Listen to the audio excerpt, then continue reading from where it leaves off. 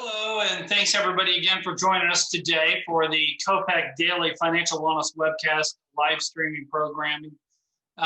We're excited today to actually have a guest speaker fill in today. Our normal program, for those of you that were turning in for the economy update, we need to replace that today due to some other issues. So we're going to actually have a program that was not on our calendar.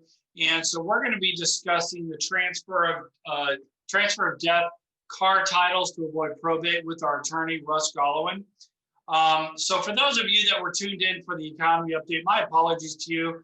Obviously, those things happen from time to time, but we're going to have a great discussion here with Russ. So hopefully you still stay on and stick around for the discussion. To keep things going, again, my name is Jay Linder. I'll be the host of most of these programs with Jerry Snyder. He'll be filling in from time to time as well. And due to the nonprofit and affiliation, I wanted to go ahead and make sure we got our disclosure out to everybody. This disclosure is primarily about the COPEC programming, but the affiliation with companies on the board. And then also because Retirement Strategies is heavily involved with supporting COPEC, making sure that disclosure out there as well. And so take a moment and look over that disclosure. This is also available in the disclosure section of the COPEC website.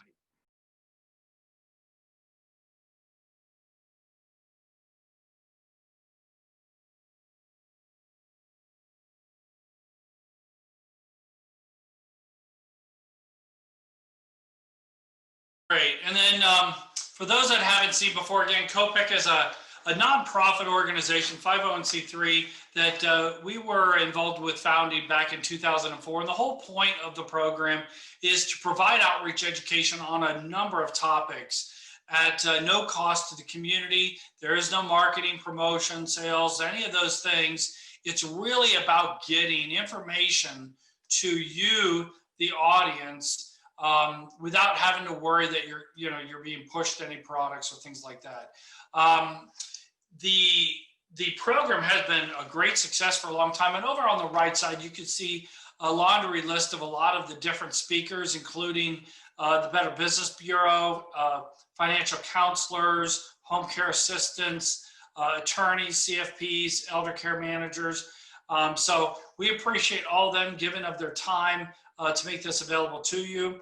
Obviously, with technology, there always can be problems. So be patient. If for some reason we have a glitch, we'll get that up and running as soon as possible. And feel free to share this with others that you may know. Again, this is for you. Hopefully, we can bring you some good information and help everybody just get a little bit better off with their financial affairs. On the website, there's several tiles, and I just want to go through those really quick. Obviously, today is the daily program, every day from 2 to 3. It's actually from 2 to 2:30, and then it's open Q&A from 2:30 to 3. So as long as we have questions, we'll stick around for the whole hour. If not, we'll finish up the program at 2:30.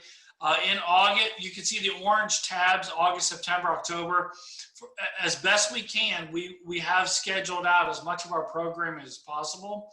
And so check those out. And if there's anyone that you particularly like over another, put that on your calendar and make sure you tune in. Otherwise, we'd love to have you every day.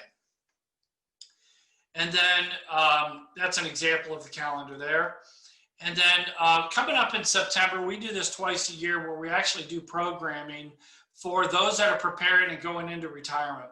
It's real important. There's so much information to really dig into, whether it's the state teacher's pension, the OPERS, the private pension, Social Security, Medicare, financial independence planning, all of the other insurances and legal issues that you have to make decisions on. This program really goes through that in great detail, and it's very helpful for those that are approaching that transition period. And again, there's no cost or pressure to do anything there. And then every Friday, that's what this tab is. Every Friday we do a special program specifically from our speakers that helps the promotion. I'm sorry, it's a lecture series of a number of different topics. It is not a discussion, it's just a lecture series. But what I mean by that is it allows the speaker to give more time for the topic that they're presenting. These topics are the same topics that you are able to bring into your own program. And so if you have your own employees or association or members or whatever it might be, and you want to bring us in to speak to them, you can do that on this tab and just fill that out. You can look at the options down below in the orange, and then we're happy to help out any way we can. Like I said, we've been doing this since 2004 with a lot of the major companies around town, and we appreciate every opportunity that we can share our knowledge. And then the last piece is right here with the calendar. If you have questions or concerns that are personal that we can't do in this format, you can reach out to us directly or just schedule a 15-minute time, and we'll help you out the best we can and give you the direction you need. So with no further ado, would invite Russ to join us here. And again, for those that have joined a little bit late, we unfortunately are going to have to do, not unfortunately for Russ because he's awesome, but for those that tuned in to hear the economic update, we are not able to do that today. And we were able to go ahead and ask Russ to join us. And we're going to have a great discussion anyway. Please go ahead and feel free to send in your questions. We'll try to get those in either during the discussion or after. And we'll get going. So Russ, thank you so much for joining us again today. What are we going to talk about today? Well, today I thought we'd talk about vehicles specifically.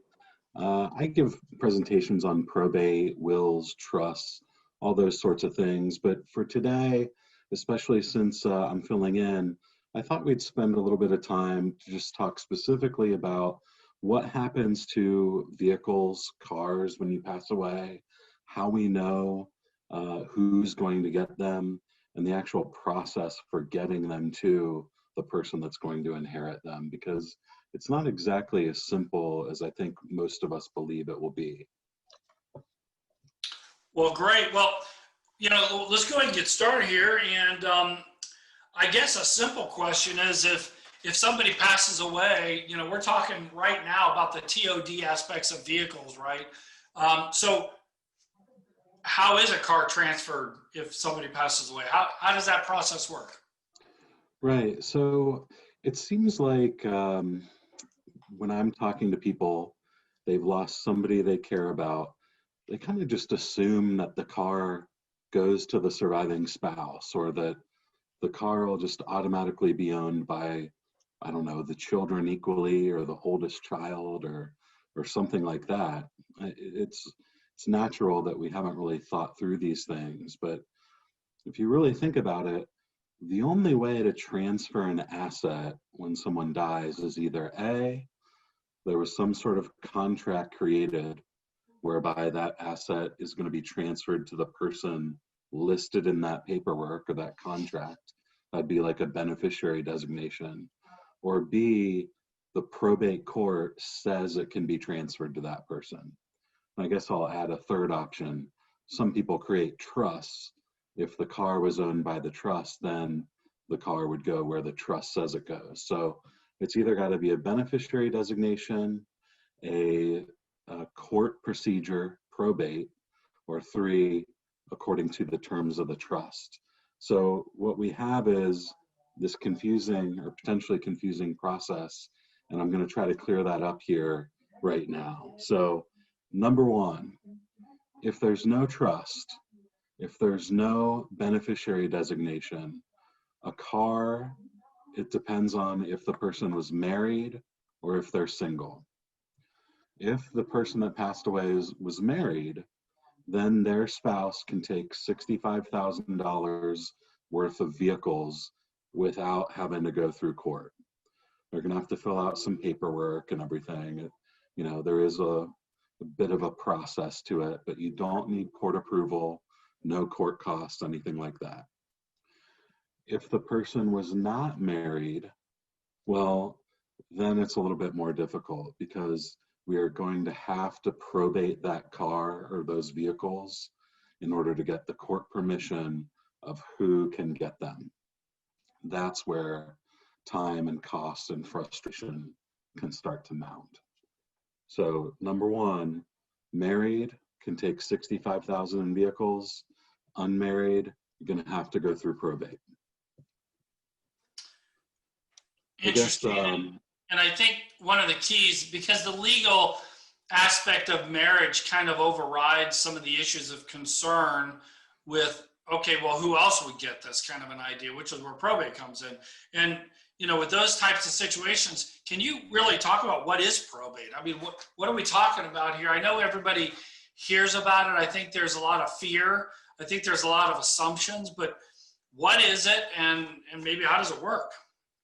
Yeah, that's a good point. Unless you've gone through probate for a loved one, it's a very mysterious process and it's just easy to get confused.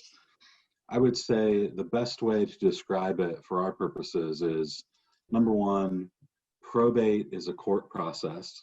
You have to do it in the probate court of the county where that person lived or resided when they passed away. Someone's going to take my original will to the court and actually give it to the court, pay some court costs, typically $250 to $300 to open up the estate. Then once that file is open, the court gives somebody a piece of paper called letters of authority. Once that person has those letters of authority, they're officially in charge. They can liquidate bank accounts. They can open up an estate checking account, put the money in it. And then you start paying bills, debts, and ultimately you're going to distribute the remaining money out to whoever those beneficiaries of the will are.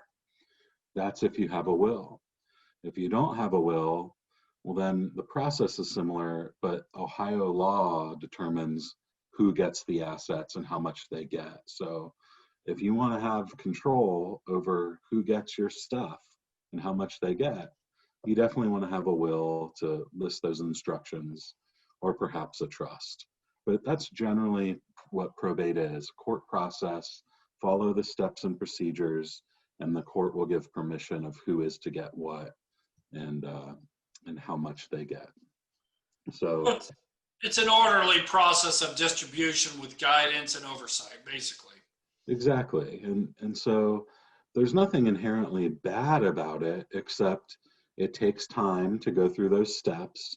There are court costs involved, and many people want to hire attorneys to help them because they're not used to doing all these things. They don't want to make a mistake, so there could be attorney fees also. So time, cost, and probate's public record. So if you're concerned about people knowing who got what when you died, well, then that's a reason to want to avoid probate, in addition to the time and cost. So that's where these transfer on death car titles come in, to try to keep those cars from having to go through court to be transferred. If you don't have a will, that term is intestate, correct? And what, maybe just mention that real quick, since it's such a critical, it's of critical importance that everybody has a will. And right. Why is that? Because obviously, if things are titled and those types of things, they may avoid probate. But if you don't have things titled right and you don't have a will, what happens then? Well, yeah, it's true. When you die without a will, it's called intestacy. If you don't have a will, you lose control. Number one, you lose control over who gets your assets and how much they get. Number two, you lose control over who's in charge of your estate, because if you haven't nominated someone in a will, the court's just going to pick someone, and they have to be a resident of Ohio. And oftentimes the court wants them to be a resident of the county you lived in when you died. So again, it could be a stranger or an attorney, or maybe one of your relatives that you wouldn't have wanted to be in charge. You lose the ability to pick if you don't have your own will. Plus, even if all the assets were going to go to the correct people that I want under law, if I don't have a will, that person that the court chooses to be in charge is going to have to pay a bond or purchase a bond to serve, which is going to cost anything from $100 up to thousands of dollars, depending on the value of the estate. So it's additional costs that we can avoid, additional hoops to jump through that we can avoid just by having at least a simple will. So really, everyone should have a simple will, even if they know that if they died under law, the same person would get things, because you're going to save money, time, and frustration. So we were, we kind of talking about, vehicles and the whole TOD, and I know TOD can be used for like bank accounts and other things as well, but specifically on cars, if you have a junker, let's say it's an old beat up car worth, $500, does that go through probate? Yeah, it must go through probate if that person that died is unmarried. And this is where we run into a lot of frustration, because we might have done everything correctly, had everything avoiding probate through a trust or through beneficiary designations, but we forgot about the car. And if that car is worth $500, it's going to cost at least in Franklin County $113 to probate that car, because that's what the court costs are. Of course, if there are attorney fees, it's going to cost even more, potentially even more than the car's worth. So I don't want people that spent time and money to create a will or a trust plan to have to end up in probate and spend money and time to transfer a car that's not worth that much money.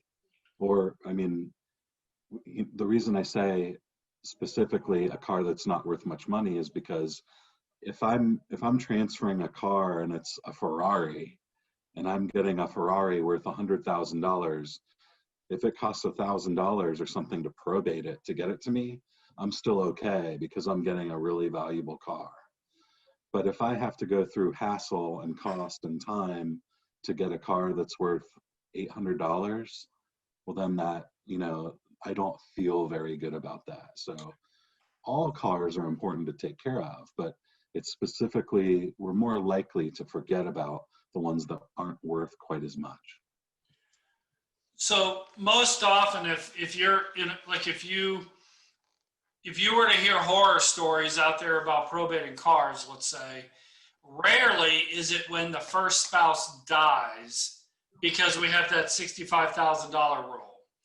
But if somebody's single, or if you are caring for an aging parent that's the second, widow, whatever it might be, this is where you really need to start paying attention to make sure that these titling and the will and those types of things, well, especially the titling in this situation here. So sometimes people don't hear about it because they don't realize it's not for everybody. It's just that first death of a marriage, right?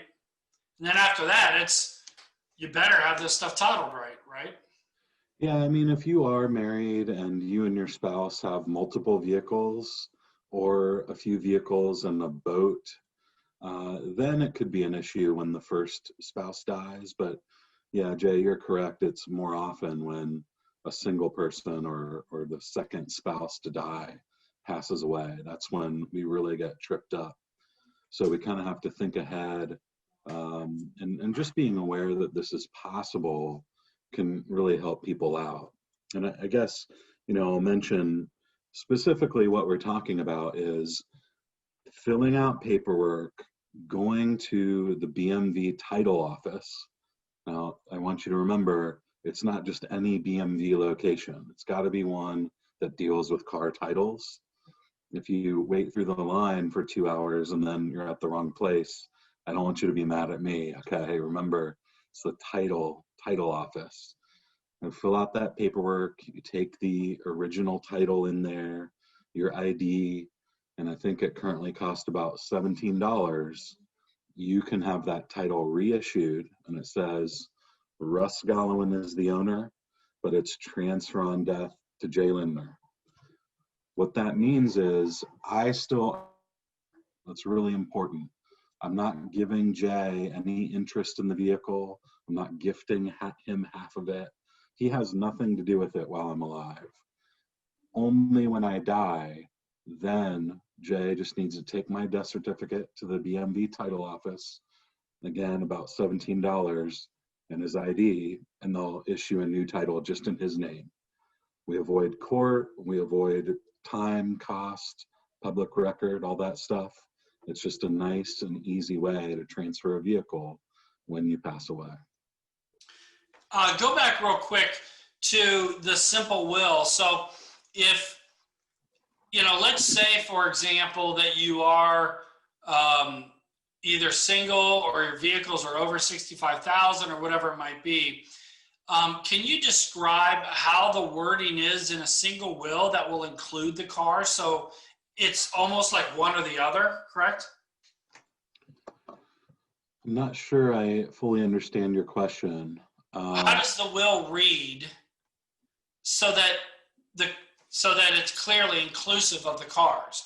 I want all belongings to go to, or how does that, because you said either the TOD or everybody should at least have a simple will, and the simple will says what that includes the vehicles?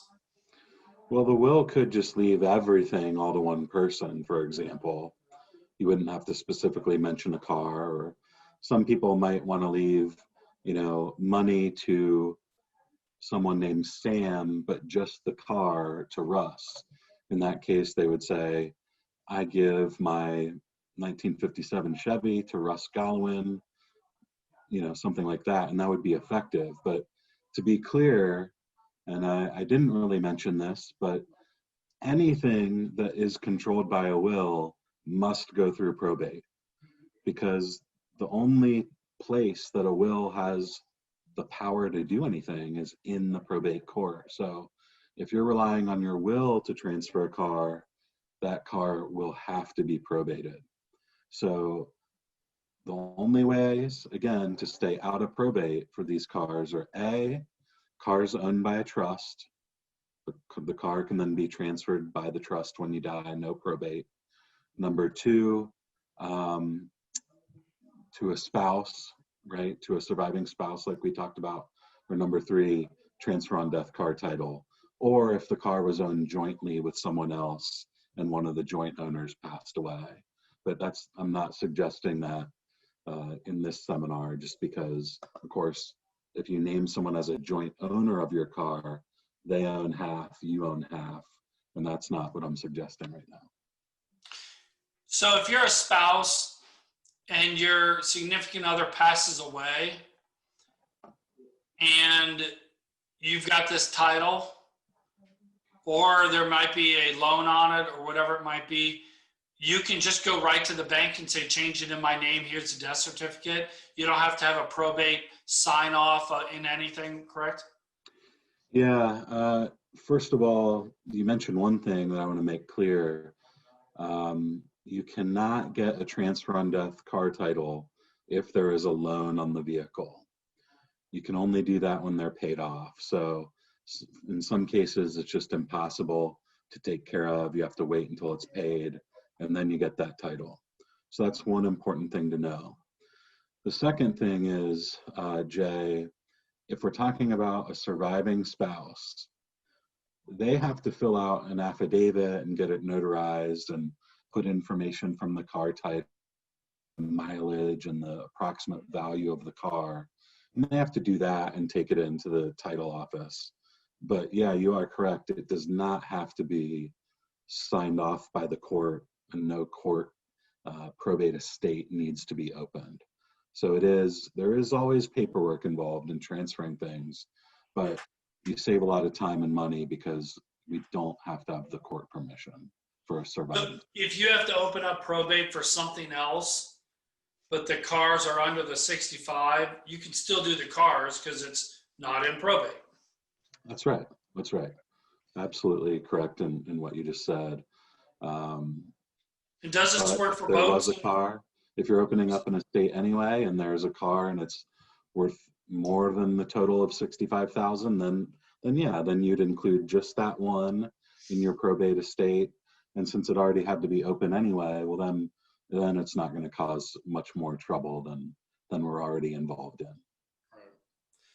Right. This works for boats and RVs and four-wheelers.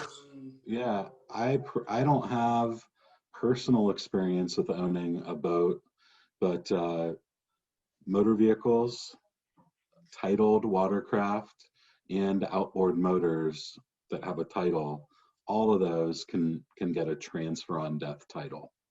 So if you had several of these, if you're a car collector, you had 5 cars, as long as they're paid off, you could get transfer on death titles to all of them and leave one to each of your 5 friends if you wanted. They could get the title very easily when you pass away. Just need we have a great comment. What about travel trailers or campers? If it has a title and it's a motor vehicle, then it should be possible to do that. But so in general, anything with a title that's paid off, is that fair to say in a general sense? Well, I imagine there could potentially be an exception, but specifically motor vehicles, whatever that is defined as, and the outboard motors and the titled watercraft are all included. I don't know what else that wouldn't be included. So if somebody has an Airstream camper, take that into the title agency and request it to be put into a TOD. The chances are, if it is excluded, which it sounds like it's very rare that anything would, you shouldn't have any trouble with that. Yeah, I would just call the title office to be totally sure. But if you have that title, I think you can do it. Good. Yeah. Is there a specific form for this, or is there? Yeah, there is a form. It's not too complicated. You need your information from the title, the information of the person that you're leaving it to, and you need to sign and notarize it and take it into that title office. If anybody wants me to send them a copy, just send me an email, or I guess you could type your email in the chat and I'll send it to you in a few minutes. Great. Hey, this is great information. You know, it's always interesting how you go through life, and unless you're forced into a certain realm of understanding certain, you know, whether it's simple car transfers or, you know, things like that, you know, a lot of people take for granted. It's great to have some kind of an insight on somebody that goes through that all the time. Thank you so much for joining us, Russ. I do know that you will also be back here on Friday, and you will be here to discuss Medicaid applications. So looking forward to that. Do you have anything you want to kind of close out our discussion today? And for those of you that are attendees, feel free, please go ahead and let us know either through the Q&A or more chat about any other questions you may have for Russ while we have him. Yeah, you know, just to wrap up, a lot of people don't think about the cars at all. You'll remember, anybody who's on the call won't forget now. You know you can do a transfer on death title if it's paid off, and mention that to others, because again, we don't want to be having to probate an $800 car and spend $100 in court costs and a few $100s on an attorney. Just take care of it ahead of time. Make things easy, less expensive, less headaches. That's what we're trying to do with estate planning. So pass that information along. And if anybody needs any questions, or if you need a copy of that BMV form, just let me know. I'll send it to you in an email. Great. Well, awesome. Thank you very much. Have a great afternoon, everybody. I don't see any other questions there. So thank you all so much for joining us. Again, if you have any questions or concerns, reach out to Russ directly, or go through that tile, schedule a time, or just email me, and we'll get you set up and make sure we can help out any way we can. So thank you, everybody, for joining. We'll see everybody tomorrow, and take care and have a wonderful day.